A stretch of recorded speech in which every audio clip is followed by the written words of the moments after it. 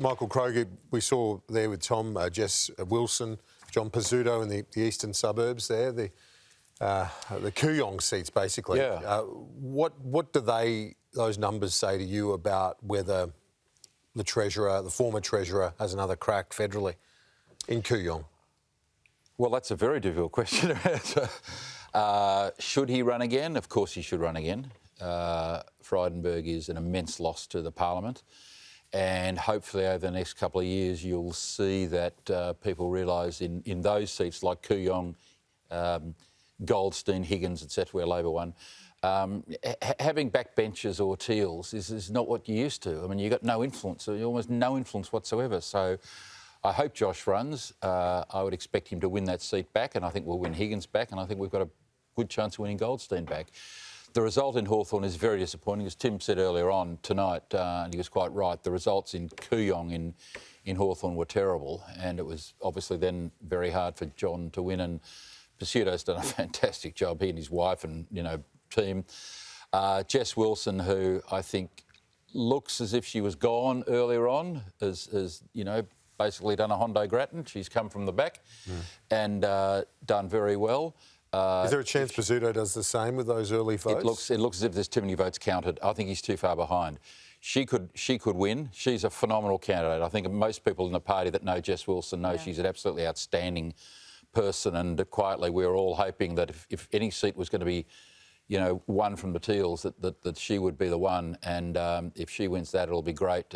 Great Liberal family, and if she can hang on there against a very strong Teal candidate in the sort of Allegra Spender mould, and very bad for Monique Ryan, by the way, if Jess Wilson wins, because they threw everything at Jess Wilson, everything, and if she wins that is a great result. Not discounting at all, Lisa, your point, which is that you won fair and square, and it's a great night and a great result for Daniel Andrews and your party, and no one denies that. Give some small morsels on the dinner table to the vanquished, and Jess Wilson would be a lovely small. Well, we've won one seat. Well, let's call correct. We've won one seat. Let's call this what it is. I think we're going to win Bass. So we've won one seat. I think Anna and Brown will win. At 9:30. We won one seat. Bass is a Liberal seat. It's actually been a good night for the National Party. I was going to mention that. Speaking of morsels, they've won a couple. Yeah, and this is a story that's repeated often at a federal level as well.